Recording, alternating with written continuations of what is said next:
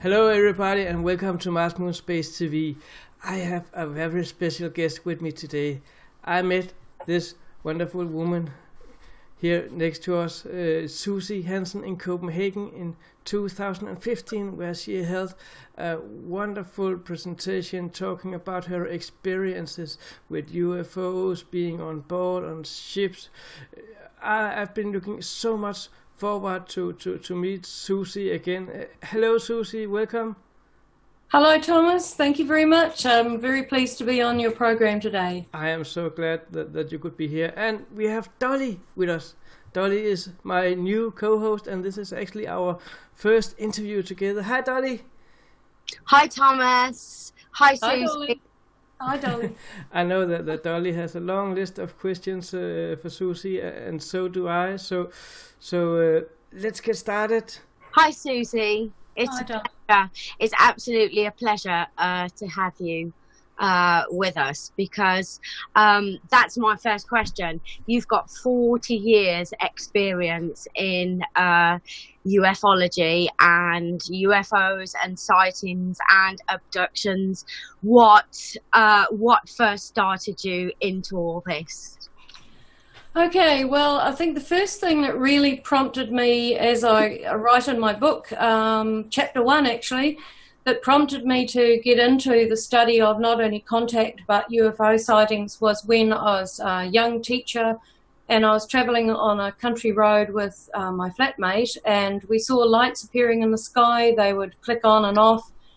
We had a discussion very briefly about whether it was a helicopter or what it was. But the lights disappeared after coming quite close to us, and by that stage I decided it most certainly was not an aircraft of any kind. And my flatmate, who was a scientist, was saying, well, it must be an aircraft, it's the only thing I can think of. And after a few seconds, the light, which was wider than the road, a very large blazing ball of light, came up behind us and basically engulfed our car. The last thing I remember is struggling to see in this intensely bright white light, which was accompanied by a horrific buzzing sound that went right through your body, right through everything. And the feeling of the car being lifted off the road, like when you're in an aircraft and it lifts off the tarmac, that same kind of feeling. And then I must have blacked out. It was a brilliantly sunny afternoon. We were travelling in quite a remote rural area, and the next thing I remember is almost like a loud clapping sound, and the feeling of being woken up. And it was pitch black. The car lights came on. I could hear the engine roaring, and we were at the far end of the 2.5 kilometre straight. My previous memory was of being at the beginning of that straight in brilliant sunshine. We were now at the end and it was pitch black. So we lost well over an hour and a half's time, and that really catapulted me into trying to find logical answers, and I struggled to find any logical answers at all back in the 70s, and so I had to look at what else it could be, and of course that fell under the UFO kind of arena, and it went from there. So your car was simply lifted up in the air. Could Yes. you see that?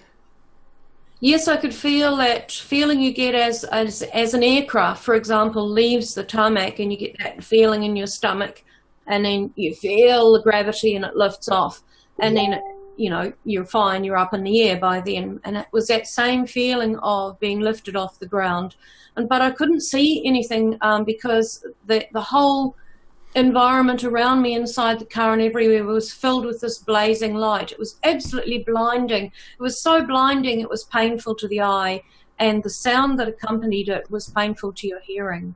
And I guess I lost consciousness, as did my flatmate, because one of my last memories was trying to turn my head to look at him, and it seemed as if my head was turning in slow motion, and I could just make him out silvery white looking in the light, and his hands were not on the steering wheel, and he had his eyes shut, was just kind of slumped in the seat, so he'd already passed out. And he has no memory of what happened? Well, he had memory, but he didn't want to discuss it. He was absolutely shaken and terrified by the incident, and I struggled for weeks to get him to talk about it, and he would get classic symptoms of someone who's experienced a trauma. He would become argumentative and angry, and his hands would shake, his voice would shake. And then I realized that I was actually doing the same when I tried to hold these discussions with him. My mouth would dry, my hands would sweat, my palms would sweat. And I think we were both experiencing all of those familiar symptoms of post-traumatic stress, where you've had this kind of traumatic and life-threatening kind of experience that you can't make sense of. Mm.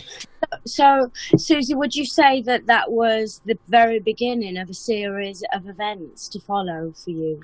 As it turned out, Dolly, through years of exploring all of this, it was actually only the beginning of me waking up to what had been happening all my life. So going back to childhood, you know, I had the kind of childhood a lot of people describe these days, where I could see auras. I sometimes felt I knew what people were thinking. I could see light around people. I could see spirit people. I had precognition, all of that kind of thing.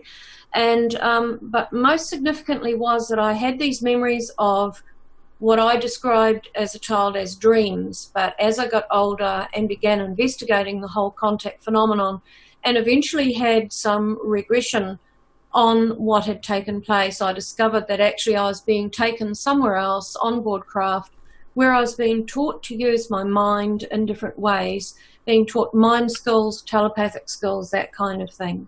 And I did have memory, dreamlike memory of this as a child, but of course in those days, in the 50s and 60s, we didn't understand any of that, and it was just kind of a bit strange and kooky, and was passed off generally as just being a dream. So, Suzy, that reminding you of your childhood, would you say that your whole life has been a series of triggered events? Well, I think certain events triggered my memory of certain things. It made me look at things differently. It made me go back and re-examine things in my life that I'd seen as being strange or unusual, what some people would call paranormal. For me, they were normal. And it made me re-examine that and look at it in a different light and gain a different understanding of it, and be able to understand what had been happening, and my feeling of having something that I had to do in my life. But at that stage in my early 20s or my childhood, of course, I had no idea what that was going to be. And that really didn't develop until 1997, when I was, after having a lot of unusual experiences in the years in between, throughout my 20s and 30s, I eventually spoke at a UFO conference here in Auckland, and that pretty much opened the door into being able to contact a lot of other people who've had similar experiences. You have to realise that living in New Zealand, we're quite remote from the rest of the world in many ways, certainly in those days, and we didn't really know what was going on overseas, particularly in America, in terms of contact and abduction experiences. And so it was all very new to us here, and there was only a handful of people I got to know in New Zealand who could describe something similar. And so there was a bit of a fear factor associated with it as to what was happening to me, and eventually when I had children, what was going to happen to them. So there was quite a bit of fear to start with before I began to untangle it all. I have a little note here saying link into pure energy. You were at the conference in Copenhagen speaking about going into a room, becoming one with the craft you were entering, and going in, becoming pure energy. Can you describe what that's about? Yeah, that incident, I call that chapter in my book A Glimpse of Cosmic Culture. And a small group of 7 humans, including myself, we were taken into this room, and we were told by the grey entities that were with us that we were going to experience their version of recreation, or being one with everything around them. And we were told this is how they relax, this is how they communicate with the source, if I can put it that way. A lot of people will understand that terminology. And we didn't know what to expect. We'd been told to watch and listen and wait. And the first thing that happened was it seemed as if the walls moved back. So this is a feature that a lot of experiencers and abductees describe, where you're taken into a craft that looks small or a room that looks small. Once you get inside, straight through that doorway, it seems to be much more expansive. And that's what happened to this room. It was as if the walls expanded out until it was just a very white space, and we felt as if we were floating. And if it wasn't that I couldn't feel my feet on the floor, I would have actually felt as if I was floating. And then out of this whiteness came a group of entities. So there were greys and other mixtures of greys and species that came out of this light and stood in front of us, and they asked us to watch. And right before our eyes, their bodies just began to disintegrate, if I can put it that way, disintegrate into a shower of light and colour, and until their form was completely gone, and this shower of colour just rose right up into the air above us. And we were given instruction as to what was happening. We could still hear, even though he was no longer in physical form, we could still hear this grey describing to us what was taking place. And at that point, we were invited to try to do the same. So they were obviously testing us at the same time to see how far humans could go, whether we could just let ourselves go and actually perform this same process that they had done in this particular room, where the energy was very strange, extremely intense and powerful. We couldn't do it. We couldn't let ourselves go that far. So we were invited to picture in our minds an object that's familiar to us, or something we would like them to form in the air. So I picked a lotus flower, someone else picked something as simple as a pencil, and this shower of light particles just formed into those shapes in the air in front of us. And eventually, after a while, they drifted back down, and in front of our eyes, they took the form of these entities again. So we were shown this pure energy, this pure light, and we were told that in the future, far in the future, humans will also be able to do this as we discover more about our potential. Wow, this is deeply fascinating. One thing I noticed that you said was that there were many different entities in the same room, different species, because normally we always hear abductees saying, I was abducted by the greys, or I was adopted by the mantis, and you are speaking of them being together on the same craft, or some of them. Yes, and I actually feel a bit lonely, because I'm probably one of the few people worldwide who's actually saying that. Firstly, I don't call myself an abductee because I have discovered that I became part of these programs run by aliens to do with humans of my own free will. That was my sole choice to do this in this life, as so many other people are as well. But yes, I smile to myself when I hear people say, this group is bad, this group is bad, you know, these ones are good, these ones are bad. That's very much a human perspective. On the craft, I've seen a variety of species working together. I've seen humans on a craft working with them, and I have seen greys take on what many people would call a light being form. And you hear a lot of people out there saying, oh, I've had contact with the light beams, they're more advanced than the greys. And I say, well, actually, no, they are able to change their physical form for a variety of reasons, or for whatever they need to do. The only species I haven't seen that is commonly known is the reptilians. I've never had any contact or seen them at all. Could it be explained, like if you look at the planet Earth, if you come to planet Earth in the spaceship and you land on the wrong spot, there would be, let's say you landed in front of the White House, they would probably try to capture you and take you to a secret facility to do experiment and steal your technology. But if you land in Nepal, they would come out and say, hello, come on in, how can we help you, you know. There are all humans, but there are different kind of humans, so to speak. There are always good, there is always bad, and that would probably also go for the other species that is present in this universe that we live in. Would that be? I would agree with that, Thomas. And but you know, I was recently reading Dr. David Jacobs' latest book, Walking Among Us. Which talks about a negative agenda with negative species. And so a lot of people, a lot of abductees describe this, and I acknowledge that there may well be, as you said, what we term good and bad, or species with negative agendas. But I haven't been a part of that, so I can only speak for what I have experienced. But I do acknowledge these other descriptions that people give. Dolly, I know you have a list of questions. Let's get some of them. Yeah.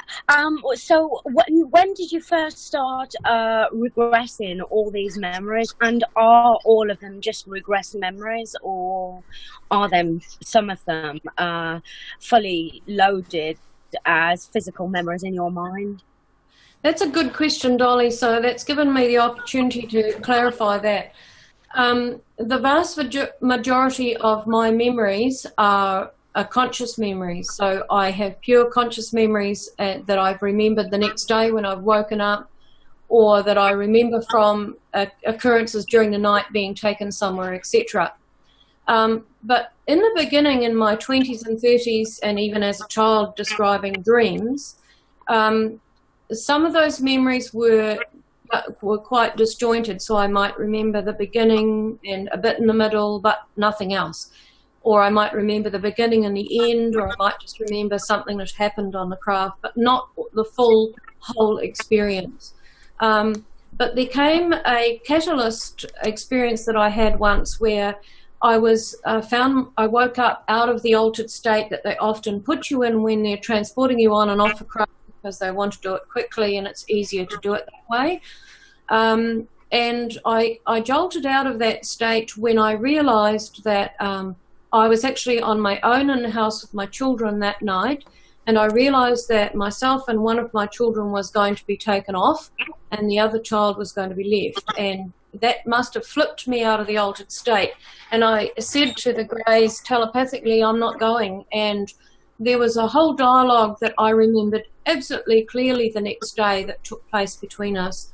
And in the end, they said, one will remain and we will ensure he will not wake, because I was concerned that if I went and he woke, he would find nobody in the house. And that was abhorrent to me. So, but I'm still, as a mother, quite shocked even, or surprised that I went anyway and left my child in the house with one of them. Even though I trusted them, it still, as a mother, seemed something that was a strange thing to do. So that was a catalyst moment, because I heard them say to each other, she is ready now, she is conscious, she is aware, she is ready to remember more now. And that was when I was in my early 30s, and from then on, I found that I remembered more and more of the experiences. In fact, some of them I remembered absolutely fully, the whole thing. I could describe technology, what was said, what they looked like, what part of the craft we were on, extreme detail. But I resisted doing regression for about 20 years from that point, because at that time in the 90s, there was a lot of controversy about regression for people who've had contact experiences, whether it was wise, whether it was all nonsense, you know, whether the people doing the regressions had integrity or enough training, etc. So I decided that because I had quite extensive memories, I wouldn't bother looking at any of the incidents from further back where I only had snippets of memory. But and I maintained that for 20 years, despite a lot of researcher friends saying, Suzy, you need to have regression and find out what happened. And then miraculously one morning I woke up and it was as if someone had said to me, you have to go now, the time to go and explore those other experiences is now. And within 5 days I had flown to another country and did a series of regressions, and some quite, well, it was described cutting edge material came out, very new material about what was going on.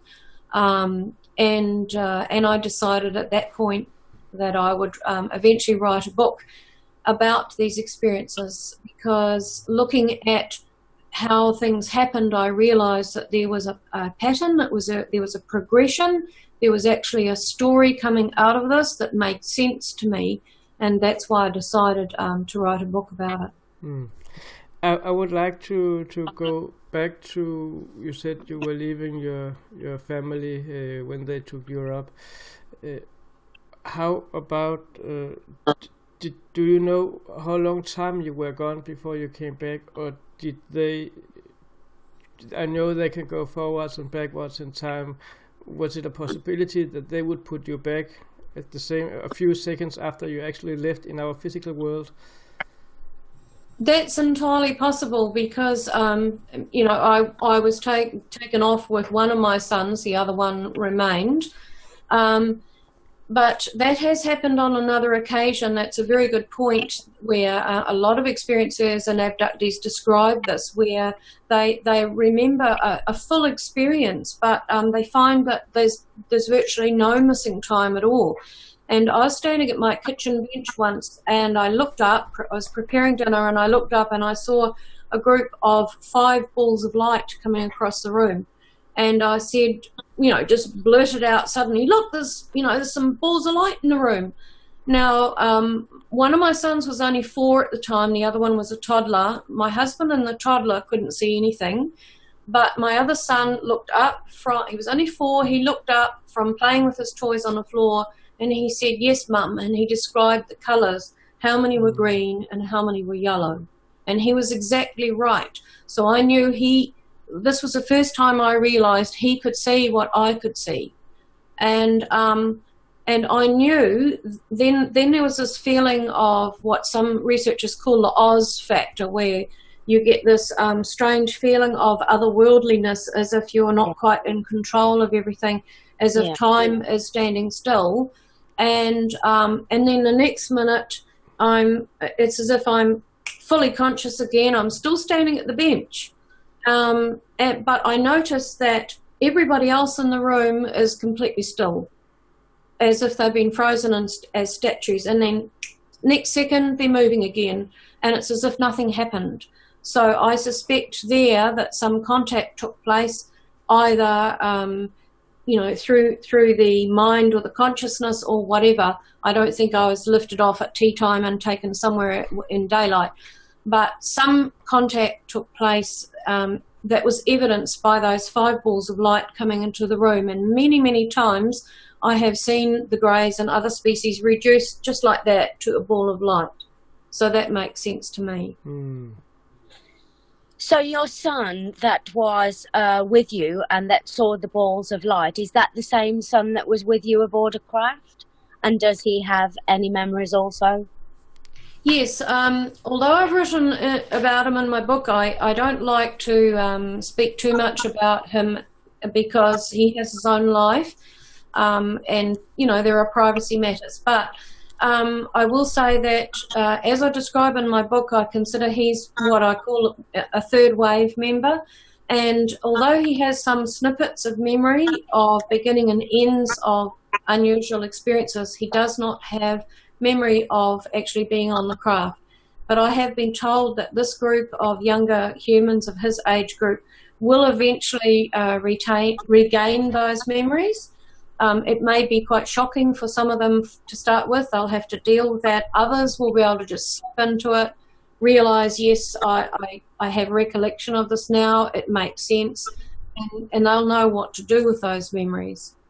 Absolutely, and I can so relate. Would you say, Suzy, that these are what I call the Indigo Children, the Starseed Children? No, I have a very different take on that from some contact researchers who are publishing books and putting information out there about the star kids.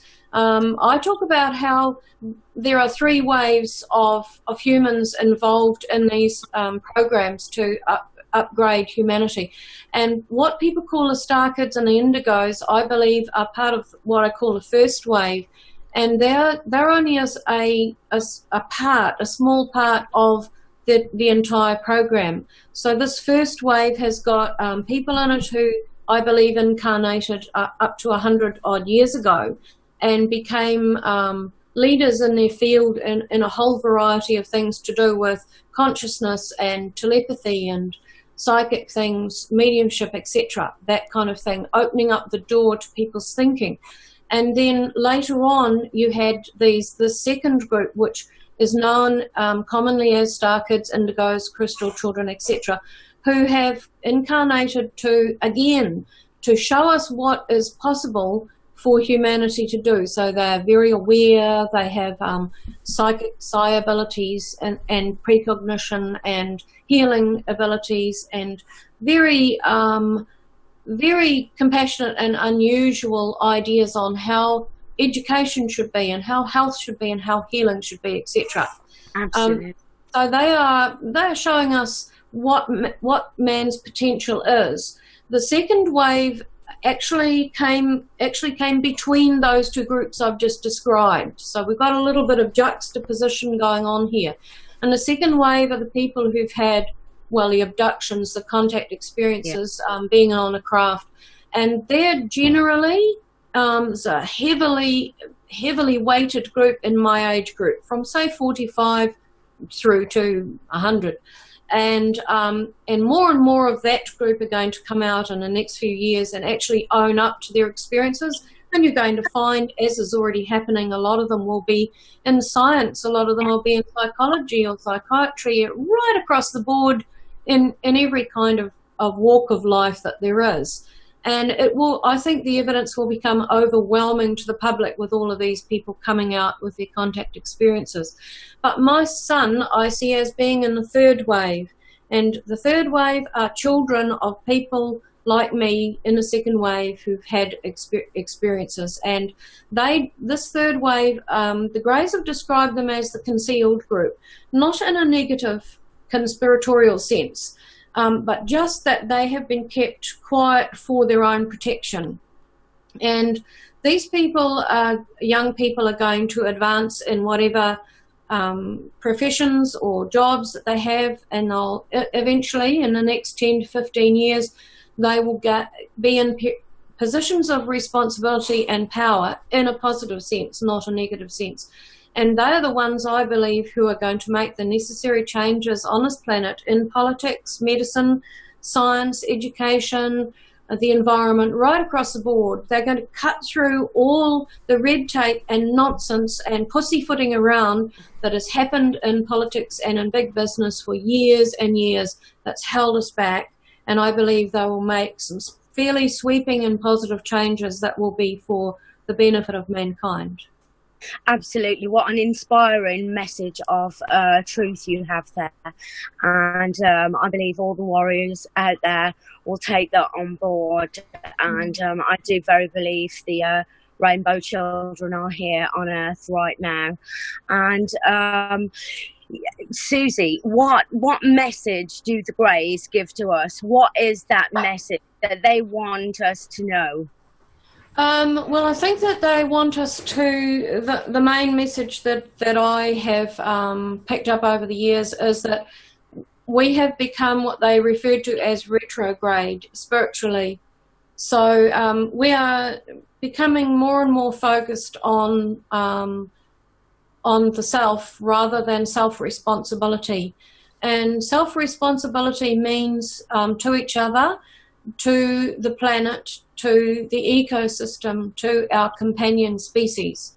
I become very emotional and feel quite tearful when I talk about our companion species as a real animal lover, and what is happening to other creatures on our planet, because we are not taking the time to think about the fact that we're not the only inhabitants of this planet. and what we are doing is affecting all levels of life on the planet. And we're developing more and more technology that's quite wondrous. Some research I've been doing recently for my speeches this year, has really revealed to me the marvelous level of technology that we are acquiring in medicine and right across the board. But so much of the technology is funded by military, it's funded by groups who have negative intent with that. How can we use this in a way that will actually give us power, make us money, and maybe harm people if we have to? As opposed to how can we take this wonderful technology and make it available to the world for the betterment of people's health and standard of living and lives. And there lies this terrible crevasse between the two perspectives on our advancement as a species. So the Greys have said we are going retrograde spiritually. So we are sitting in the muddy water of the river, and we're not in the flow of the universe. We're not in the flow where they want us to be, so that in the future we can have open contact with them. Until we improve our spiritual understanding and our understanding of what humans are capable of, and until science can come on board and investigate things like my kind of experiences and thousands of other people like me worldwide and listen to what we're saying, then, you know, what hope is there for us if we can't use our technology wisely? Nuclear war and nuclear threat is a big one for them, and many experiencers have voiced that over the years, and abductees, that they've been told how dangerous this is. And I was taken into a what I called a galaxy screen room, which was a advanced virtual reality room, and I was shown the effect that the bombs let off in Japan, the nuclear bombs had on our solar system and going further out into space. So we are now gaining an understanding of this through high-speed camera technology.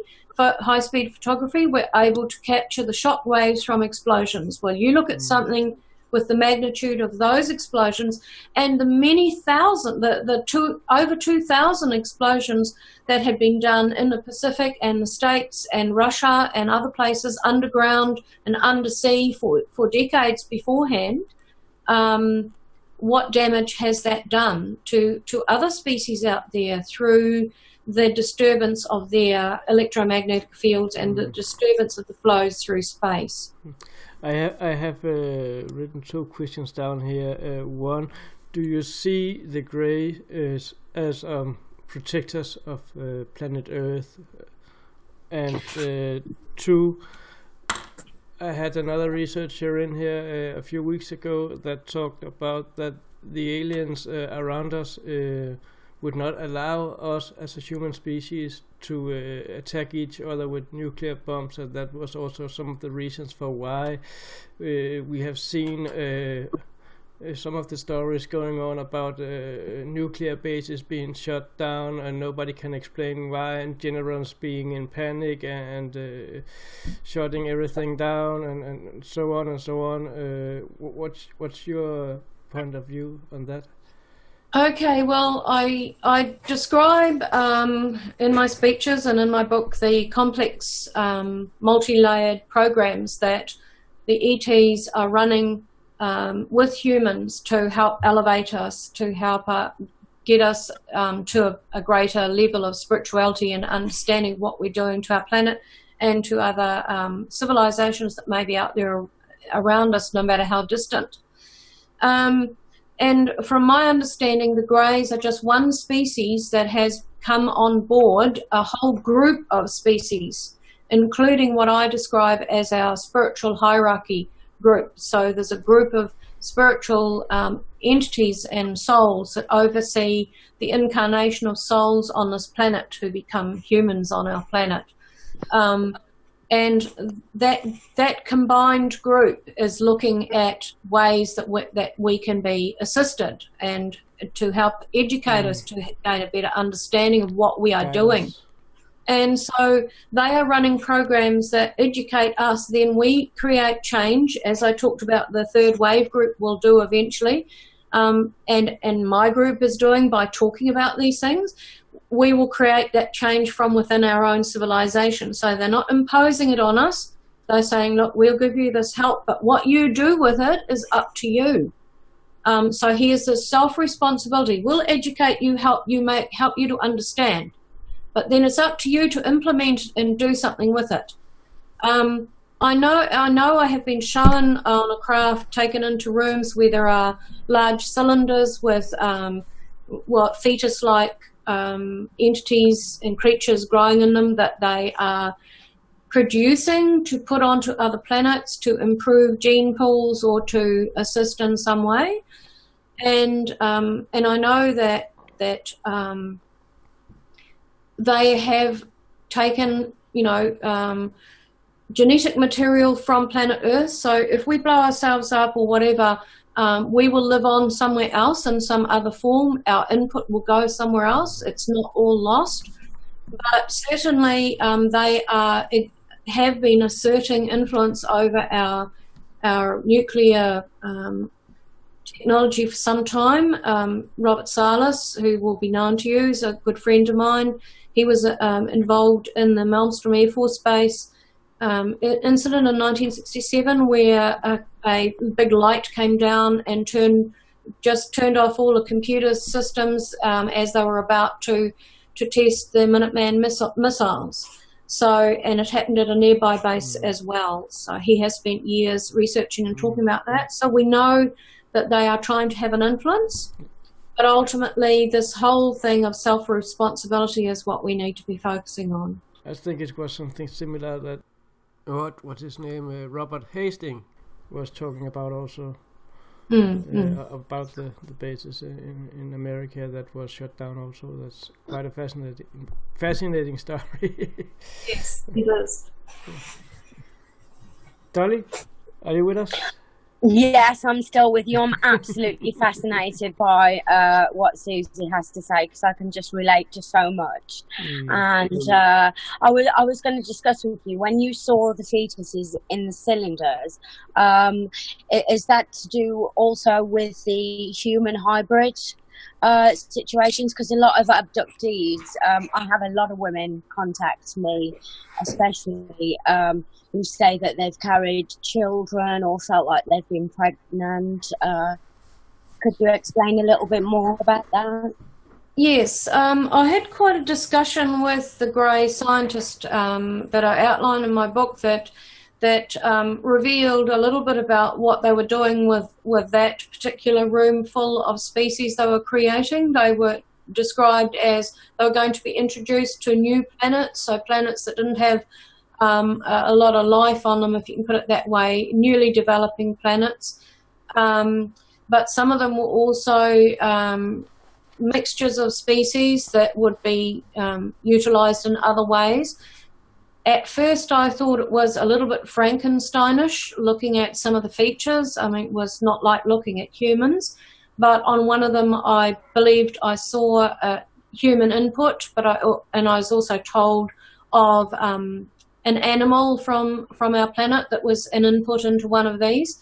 So that was explained to me, and I believe that I don't believe that what they were doing was a negative thing. It was actually also to do with eliminating things from genes that are harmful to health, etc. So we are even looking at that on our planet ourselves, medical professional looking at how in the future certain genes can be switched off or whatever. I'm not a scientist, so I don't know. So that it takes out the likelihood of some of the terrible diseases and conditions that humans suffer from. So we're looking at developing along that line ourselves. And the whole hybrid situation is a totally different arena. The second book that I'm in the process of writing now is actually going to touch on the hybrids that I have seen on craft. And once again, my experiences differ somewhat to what some researchers are currently putting out there in their books on hybrids. Yes, I have seen plenty of hybrid children. I've been shown hybrid children that I've been told are mine. They were produced from genetic material. And I've certainly talked to and helped and assisted in my job as a person who assists and talks with other experiencers and abductees through Communicator Link. Talked to plenty of women who've had hybrid babies and have been shown them on a craft and been asked to hold them, etc. I have quite a bit of information about that I did not include in my first book because I felt it would fit better in the second book, so that will be coming out soon. But what a lot of the researchers who haven't actually had experiences don't seem to understand is that there's a whole new race being developed on board craft as well. So, and we're not talking about the hybrids that many people are describing they've seen on craft. This is something very, very different. So I'll be writing about that. But as far as people saying that they are hybrid, the time will come when science will be able to validate that, and I think for the public to accept that validation has to come in the future. But having said that, I don't, because I know how skilled they are with genetic manipulation, I don't know whether it might even be that obvious. I don't know how they have produced that. But I do know that through what I call a dual soul, they are able to affect human psyche in a way, in the same kind of way, without actually doing the genetic manipulation or the genetic alteration. So we have two kind of hybridization, if I can put it that way. One is through consciousness, and one is through the physical body. So it's going to be interesting to see how this develops and what information comes out. But certainly I'll be presenting quite a lot of information about that in my second book. Mm-hmm. We are looking so much forward to your book, and we are going to leave a link up to Suzy here in the video description of this video. But I don't know how much more time you have. We could probably talk for hours, and I have a lot of questions here, but I would like to ask you here, because I've written down here, tapping on an icon with your consciousness. That was a quote that I took from the conference in Denmark where you attended as a speaker, and yes. You were talking about technology using your consciousness. Yes, that's right, Thomas. So I would have been talking about depth reading script, what I call depth reading script with consciousness. So we've all seen symbols written by experiencers and abductees who've seen these symbols on a craft, or it just comes into their consciousness and they feel the urge to write it down. Sometimes people say they can understand what it means, and others have no idea what it means. They've just had the urge to write it. And I describe this, I've seen this also, and I describe it as a bridging language, if you like, because sometimes it's quite similar to hieroglyphics and other written languages, earth written languages, Eastern, Middle Eastern, English, our alphabet. There's aspects of all of those in there. So I wonder if that's a bridging script that enables the ETs and some humans to move closer to a written form of language that they can understand. But what I have been taught on the craft is something quite different, and that is to understand, access a script, not so much be able to read it, but to access it through consciousness. So you're confronted with a computer-like screen which has some things on it, but then the rest of it is projected outwards in 3D form. And when I first began describing this back in the 80s and 90s, of course, the expression 3D wasn't around, or if it was, I didn't know about it. And so I described it as things that were standing out in the air from the screen, because that's layman's language, was the only way I knew to describe it. There were things floating, standing out in the air. Now, we all know we now go to a 3D movie and watch, you know, Lord of the Rings or The Hobbit or whatever, and we see things, appears to be, we put on our glasses and we can see things floating in the air. So that's sort of what I was seeing, but with my own eyes. And there would often be a group of script or a piece of script placed somewhere in that visual field, and instead of tapping on it as we tap on a screen with our hand, touch screens and on our phones, etc., you simply accessed it with the mind. So you tapped it with the mind, so to speak. So you would go into that script and boom, something else would open up in front of you, hanging in the air and partly on the screen as well. And then you would tap with the mind, you'd access another piece. And so it's just the same as the internet we now have today, where we can go into a website and then we go into a page on the website and then we go to a link on that page, etc. But you're just doing it with consciousness, and you can do it very fast.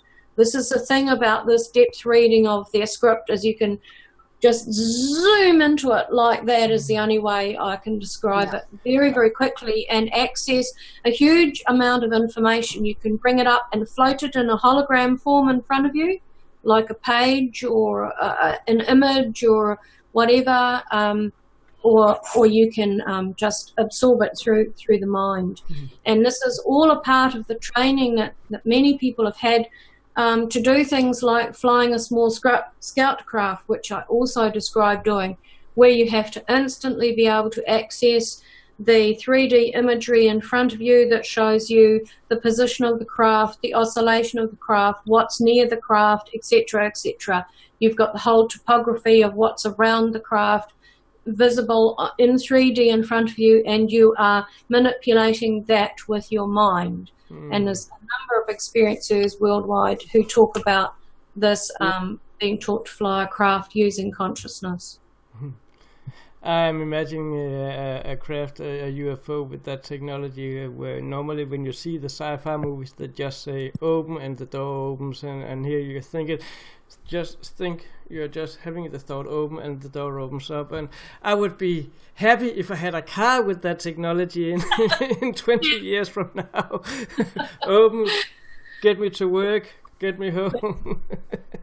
That's right. Yeah.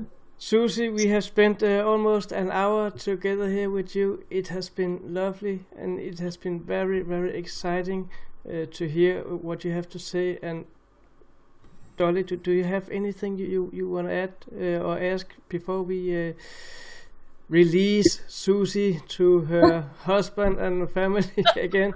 Well, I would just like to thank Suzy for all her work that she does for ufology, because being a woman in this field, and you know, it's really a hard world out there, and you keep at it and you do it so well.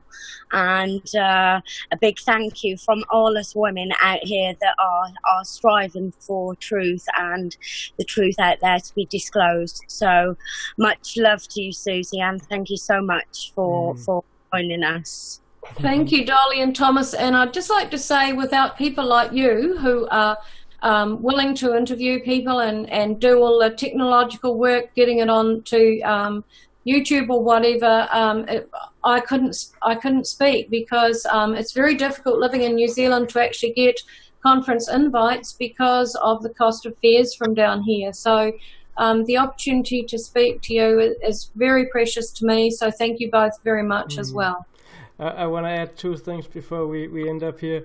First, we talked about traveling in time, being taken aboard or taken back. I remember an experience I had where I was taken up for 1.5 hours and I came back, and it was not the journey or that the fact that being on board on a craft or what happened when we got to the destination that made me confused. This thing that made me confused was when I was dropped up at home, so to speak. I realized that only 15 minutes were gone, but I knew I had been gone for 1.5 hours, and that fact made me very confused. Yes, that's right.